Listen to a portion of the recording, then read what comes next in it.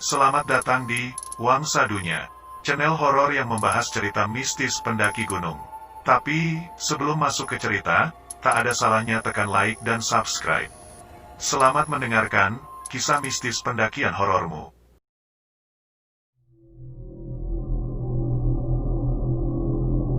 Sekitar pertengahan bulan Juli kemarin, saya ditemani 9 orang teman melakukan pendakian ke Gunung Ciremai. Ciremai sendiri terkenal oleh hal-hal yang mistis. Akan tetapi, hal itu tidak menyurutkan semangat kami untuk melakukan pendakian ke Gunung Ciremai. Singkat cerita, dimulailah pendakian Gunung Ciremai. Kami melakukan pendakian via jalur Linggarjati. Seperti biasa, dalam pendakian, pada saat naik atau turun, kami selalu membentuk formasi. Ketika itu, saya berada di posisi kedua. Perjalanan dari base camp pos 1, pos 2 berjalan lancar. Hingga di pertengahan jalan pos 2 menuju pos 3, salah satu teman saya yang bernama Angger, yang ketika itu sedang asik bercanda, malah hilang kontrol dan berkata, "Ah, monyet lu." Ya, memang maksudnya hanya bercanda. Namun, hal itu justru mengundang para monyet-monyet liar datang. Entah ada beberapa monyet yang tiba-tiba berada di atas kami. Yang pasti, banyak dan mereka berteriak-teriak seolah-olah tidak suka dengan keberadaan kami. Namun, kami memutuskan untuk terus melanjutkan perjalanan, meski dengan suasana yang agak sedikit tegang. Kami ngecamp di Tanjakan Seruni dan memutuskan untuk melanjutkan pendakian pada keesokan paginya. Singkat cerita, keesokan harinya sampailah kami di puncak Gunung Ciremai. Berbeda dengan saat naik. Saat turun dari puncak, kami berpencar terbagi menjadi beberapa kelompok. Perjalanan turun terasa agak lama, entah karena apa. Sampai salah seorang teman saya yang bernama Sogi berkata, "Noh, dia tenda kita," sambil menunjuk pepohonan yang berada di bawah kami. Anehnya hanya Sogi yang melihat tenda. Saya dan beberapa teman lainnya tidak melihat apapun. "Mana ada tenda, Sigi?" "Itu tenda." "Buta mata lu ya?" Dengan nada yang sedikit tinggi dan menunjuk ke arah yang sama. Padahal jelas-jelas tidak ada tenda sama sekali. Kami lalu melanjutkan perjalanan dan akhirnya sampailah di tenda kami. Setelah makan dan istirahat, kami lalu memutuskan untuk langsung turun gunung. Sekitar jam 9 malam kami mulai perjalanan turun. Perkiraan kami ketika itu mungkin jam 1 atau jam 2 kami telah sampai di base camp. Formasi saat turun ada perubahan. Saya kini berada di posisi terakhir, sama seperti saat perjalanan turun dari puncak Gunung Ciremai. Perjalanan turun menuju base camp juga entah mengapa terasa begitu lama. Saya yang berada di posisi terakhir merasa seperti ada orang di belakang saya, tapi tidak saya hiraukan. Mungkin hanya perasaan saya saja. Lalu ketika sampai di kuburan kuda, Mulyadi yang berada di posisi ketiga tiba-tiba berjalan putar balik dengan muka yang panik. Saya yang melihat tingkah laku sobat saya itu cuma bisa bilang, "Mul, jalan terus, numpang-numpang, kita nggak ganggu kok." Dan akhirnya sampailah kami di pos Condong Hamis sekitar jam 2 WIB. Karena hujan turun, kami pun memutuskan berteduh di pos, menunggu hingga hujan reda. Beberapa orang kami langsung tidur. Hanya saya, Sogi dan Henry yang tidak tidur. Saya dan Sogi yang sangat kelelahan, tanpa tidak sadar ikut tertidur seperti yang lain. Namun tiba-tiba Henry membangunkan kami semua dan berkata, "Ayo, ayo, lanjut jalan," dengan nada yang sedikit panik. Dan kami pun melanjutkan perjalanan sekitar jam setengah 3. Padahal hujan belum begitu reda. Baru saja melanjutkan perjalanan, kami menemukan jalan bercabang.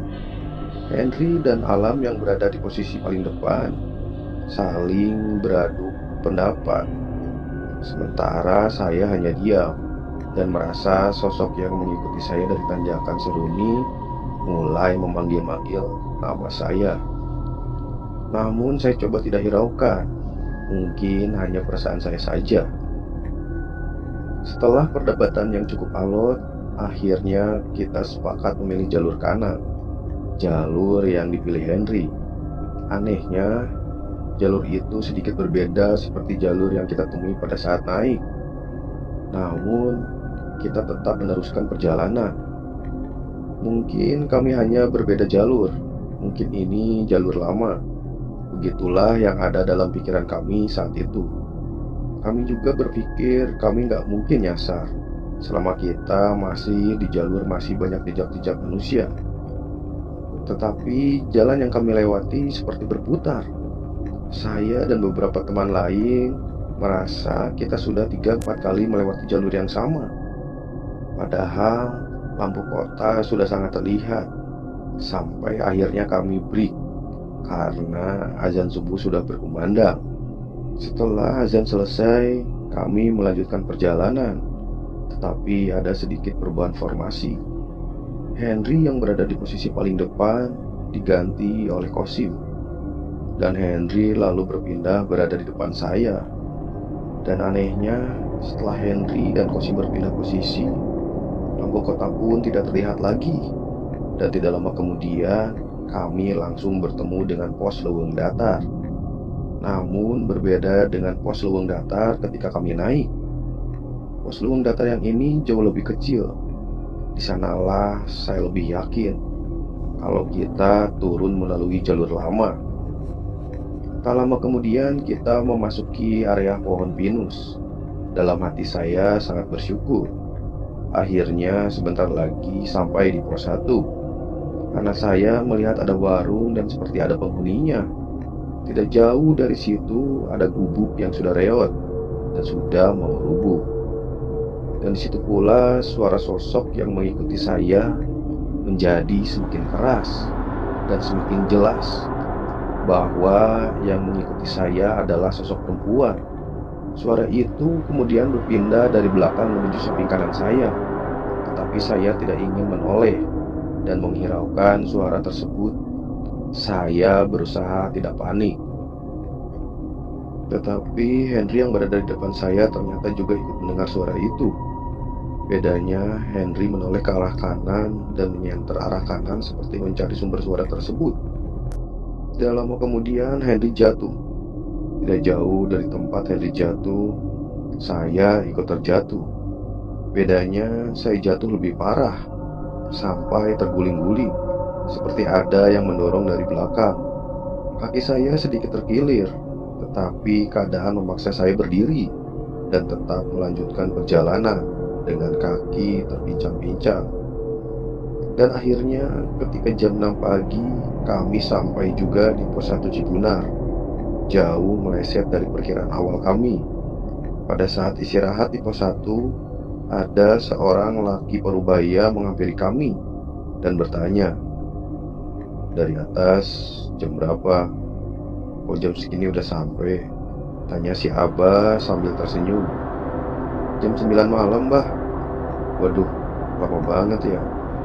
"Iya, Bah, kita tadi kayaknya lewat jalur lama dan sempat diajak muter-muter sama penghuni atas." Sambil tersenyum, si Abah cuma bilang, "Itu sih biasa, yang penting kan sekarang udah selamat dan sampai bawah." "Oh iya, Bah, tadi kita sempat lewatin ada 2 gubuk." "Siapa yang tinggal di situ?"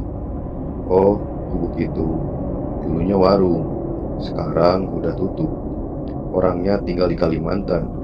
Waktu itu ada 2 cewek kebeng di situ, terus ketiban pohon besar dan mati." Saya yang kaget mendengarnya langsung bertanya, "Cewek yang ketiban pohon?" "Iya, cewek. Kenapa emangnya? Diganggu ya?" "Enggak kok, Bah." Setelah berbincang-bincang dengan si Abah, kami memutuskan untuk lanjut turun menuju base camp. Sesampainya di base camp, ada satu berita yang entah bisa dibilang berita buruk atau berita baik. Berita buruknya, sekitar jam 3 ada 2 pendaki yang hilang dan terpisah dari rombongannya. di lubang datar, jalur baru. Dan kabar baiknya, kalau saja kita tidak salah jalan dan melewati jalur baru, bisa saja kita mengalami hal yang sama seperti dua pendaki itu. Selang beberapa hari setelah pendakian, kami berkumpul seperti biasa dan menceritakan semua kejadian yang dialami di Gunung Ciremai. Sogi, pas turun dari puncak, gue diikutin sama anak macan. Makanya gue buru-buru pengen sampai tenda. Dan selama turun, setiap gue lihat ke bawah, pasti ada tenda banyak banget. Tapi pas dekat, tendanya gak ada. Mulyadi, pas di kuburan kuda, gue dicegat sama perempuan. Dari tanjakan Seruni itu, perempuan ngikutin kita. Tapi pas di kuburan kuda, dicegat gue. Kayaknya sih gak kasih jalan gue buat lewat. Saya sama kayak Mulyadi, gue juga ngerasa diikutin perempuan dari tanjakan Seruni. Malah manggil-manggil nama gue terus. Tapi gue diemin, gue gak nengok. Pas Henry pindah ke depan, dia juga dengar kayaknya. Dia langsung nengok. Makanya gue sama Henry jatuh. Henry, pas lu semua tidur di condong kamis, tiba-tiba tabunan sampah gue mati. Terus gue ngeliat kayak orang gede hitam berdiri di belakangnya. Angger kayak pengen ngambil si Angger gitu. Makanya gue langsung bangunin lu semua. Gue takut si Angger kenapa-napa. Kosim, kalau gue gak ngeliat apa-apa, cuma gue ngerasa ada yang beda sama si Henry. Waktu dia buka jalan, kayak ada yang ngendaliin. Terus dia sering ngomong sendiri. Makanya gue suruh tukar posisi. Alam, iya, bener Kosim. Gue di belakangnya Henry juga ngerasain. Si Henry ngomong-ngomong sendiri. Pas kita nemu jalan cabang, gue sempat debat sama dia. Tapi dia bilang ada yang ngasih tahu kalau jalur kanan salah. Tapi kita tetap harus lewat situ. Dia sampai bilang, lu semua harus percaya sama gue gak akan salah jalan. Sementara itu, sepulang dari Gunung Ciremai, Angger berubah menjadi lebih pendiam. Dan Angger sudah jarang kumpul dengan kami. Entah apa yang membuat dia berubah. Apa mungkin ada hubungannya dengan monyet yang dia panggil itu, atau ada kejadian lain yang dialami. Entahlah.